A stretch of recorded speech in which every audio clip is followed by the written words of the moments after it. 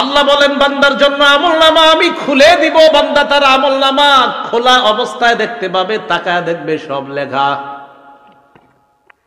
এবার আল্লাহ বলবে ইকরা কিতাবাক, বান্দা কি ঠিক আছে, পড়ো, সব নিজেই পড়ো। কাফা বিনাফসিকাল ইয়াউমা আলাইকা হাসিবা, যা করছো এটির হিসাবের জন্য তুমি যথেষ্ট। সূরা কাহাফের 49 নম্বর আয়াতে আল্লাহ বলেন বান্দা যখন আমলনামা দেখবে, দেখার পর অনেক বান্দাদের অবস্থা হবে এমন, অপরাধী যারা তাদের অবস্থা কেমন হবে আল্লাহ বলে ওয়াতারাল মুজরিমিনা মুশফিকিনা মিম্মা ফি, নবী আপনি তাকায় দেখবেন অপরাধীরা তাদের আমলনামাটার দিকে তাকায় ভয় পাইতেছে। সূরা হাক্কার 19 থেকে 31 নম্বর আয়াতে আল্লাহ বলেন ফাআম্মা মান উতিয়া কিতাবাহু বিয়ামিনিহি, আমলনামা ডান হাতে দেওয়া হবে যাদের একদল। তো দেওয়ার পর পরীক্ষার রেজাল্ট ভালো হইলে কি করেন, খুশিতে আরেকজনকে নিয়ে দেখান, আব্বা দেখেন এই সেই।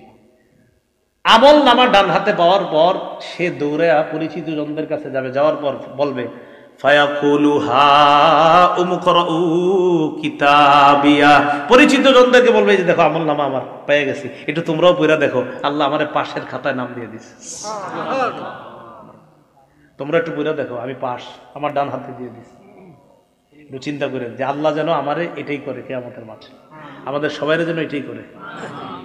তো এটা বলার পর ওই বান্দার আমলনামা ডান হাতে দিবে, দেওয়ার পর বান্দা বলবে ইন্নী জনান্তু আন্নী মুলাকিন হিসাবিয়া, জানো আমি বিশ্বাস করেছি দুনিয়াতে থাকতে যে আজকের এই হিসাবের মুখোমুখি আমার হতে হবে, এই বিশ্বাস আমার ছিল। আলহামদুলিল্লাহ হিসাব নেওয়ার পর আমার রব আমার ডান হাতে আমলনামা দিচ্ছে। তো এটা হওয়ার পর আল্লাহ বলে ফাহুয়া ফি ঈশাতির রাদিয়া, সন্তুষ্টজনক অনন্তকালের আরাম আয়েশের মধ্যে ওই বান্দা অবস্থান করবে। ফি জান্নাতিন আলিয়া, উচ্চ জান্নাতের মধ্যে। কেমন জান্নাত? কুতুফুহা দানিয়া, এত সুন্দর বাগানের মধ্যে থাকবে যেই বাগানের ফল ওই জান্নাতি পারবে আর খাবে। আরে না না, পারাও তো একটা কষ্টের ব্যাপার। আমি কি জান্নাতে তারে কষ্ট করার জন্য দিছি না, আমার বান্দার ফল খাইতে মন চাবে, ফলটা তার মুখের কাছে চলে আসবে। এখন দেখেন কি কয় পরে, কুলু ওয়াশরাবু হানিআম বিমা আসলাফতুম ফিল আইয়ামিল খালিয়া। এরপর তাকে বলা হবে বান্দা খাও, পান করো, স্বাচ্ছন্দ্যে আরামে যেমনে মন চায় খাও।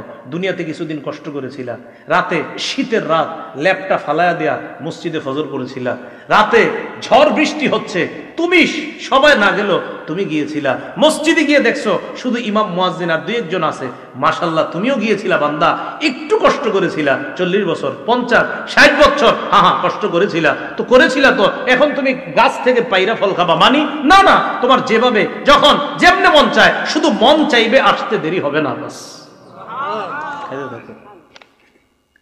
তুমি ফেলে আসা জীবনে যা করেছো এর প্রতিদান আমি আল্লাহ তোমাকে দিয়ে দিলাম। এলো ডান হাতের আমলনামা। ও আম্মা মান উতিয়া কিতাবাহু বিশিমালিহি, সাক্ষীদের সাক্ষী নেওয়ার পর আরেক দল মানুষের আমলনামা বাম হাতে দেওয়া হবে। বাম হাতে দেওয়ার পর এই বান্দা বলবে ইয়া লাইতানি লাম উতা কিতাবিয়া, হায় আমার আমলনামাটা যদি আমাকে দেওয়া না হতো। পরীক্ষায় ফেল করার পর অনেকে চিন্তা করে হায় যদি আমার এই পরীক্ষার রেজাল্টটা নাই জানতাম, আহারে এই পরীক্ষাটা যদি কোনো মতে বাদ হয়ে যেত, এটা পরীক্ষা দিছে ভালো হয় নাই, তো চিন্তা করে এটা যদি কোনো মতে বাদ হয়ে যেত, ঘোষণা করতো যে এই পরীক্ষা আবার দিতে হবে। কিয়ামতের ময়দানে বান্দা আমলনামা দেখবে, বাম হাতে দেখার পর বলবে ইয়া লাইতানি লাম উতা কিতাবিয়া, আমার আমলনামা যদি আমাকে দেওয়া না হতো। ওয়ালাম আদরি মা হিসাবিয়া, আমার হিসাবটা যদি আমি জানতে না পারতাম। ইয়া লাইতাহা কানাতিল কাদিয়া, হায় মরণ যদি আমার শেষ ফয়সালা হতো, মানে মরার পর যদি আমি মাটি হয়ে যেতাম, আর যদি এখানে আসতে না হতো তাহলে তো সব হয়ে যেত বা বেঁচে যাইতাম। তখন কি বলবে জানেন? মা আগনা আন্নি মালিয়া, আমার কত টাকা পয়সা ছিল কোনো কাজে আসলো না। হালাকা আন্নি সুলতানিয়া, আমার কথায় মানুষ উঠতো বসতো, এটাও কাজে আসলো না, চলে গেল। আল্লাহ বলবেন খুজু, ফেরেশতাদেরকে বলবেন ধরো, ফাগুল্লু, এটারে বেরি পড়াও। সুম্মাল জাহিমা সাল্লু সুম্মা ফি সিলসিলাতিন যারউহা 70 যিরাআন ফাসলুকু, শিকল দিয়ে বাঁধো, যে শিকলের গজ হবে 70 গজ। তাফসীরের কিতাবে আছে নাক দিয়ে শিকল ঢুকিয়ে পিছনের রাস্তা দিয়ে বের করে পুরাটা শরীরের মধ্যে পেঁচায়া এই ব্যক্তিকে এইভাবে ধাক্কা মেরে জাহান্নামে ফেলে দেওয়া। বলছিলাম আমার আপনার আমল নামা এটা হয়তো ডান হাতে দেওয়া হবে, না হয় বাম হাতে। তাই আমল আমরা দুনিয়াতে যারা করছি মুসলমান, আমাদের আমলগুলো যেন শুদ্ধ হয়, আর আমলের নিয়তটাও যেন শুদ্ধ হয়।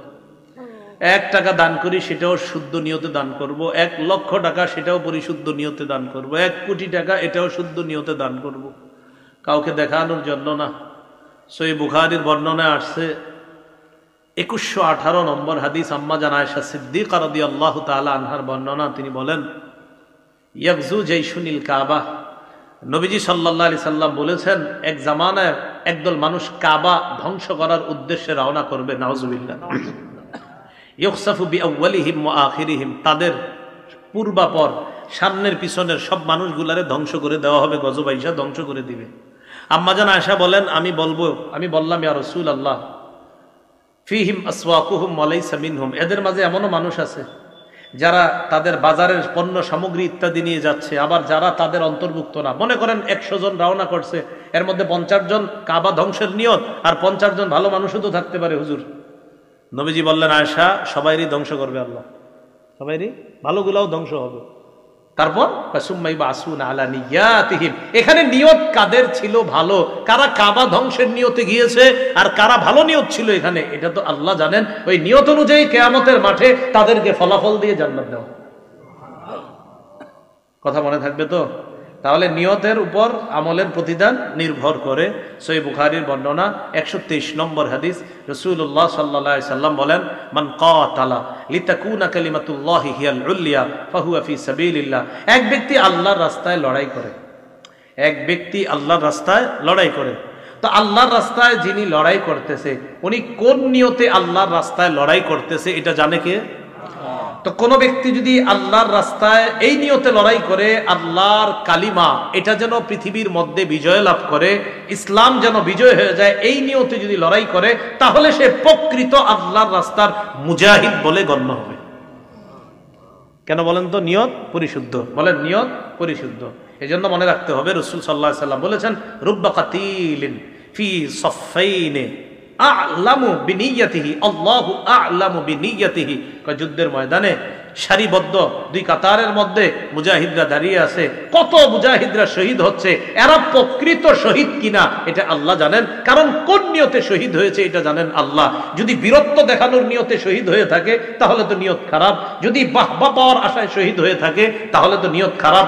হ্যাঁ, আল্লাহর দিন দুনিয়াতে বিজয় হোক, এই নিয়তে যারা শহীদ হয় তারাই তো প্রকৃত শহীদ। তাহলে কি বুঝলাম? শাহাদাত নামক ইবাদত, নামাজ নামক ইবাদত, আল্লাহর দিন পৃথিবীতে বিজয় হবে এই ইবাদত, রোজা নামক ইবাদত, হজ নামক ইবাদত, যাকাত নামক ইবাদত, সদকা নামক ইবাদত, আমাদের ছোটখাটো ইবাদত, সব ইবাদত, সব আমলের আগে কি শুদ্ধ হইতে হবে? আল্লাহ আমাদের সকলকে পরিশুদ্ধ নিয়তের সাথে যেন আমলগুলা করতে পারি, আল্লাহ তৌফিক দান করবেন।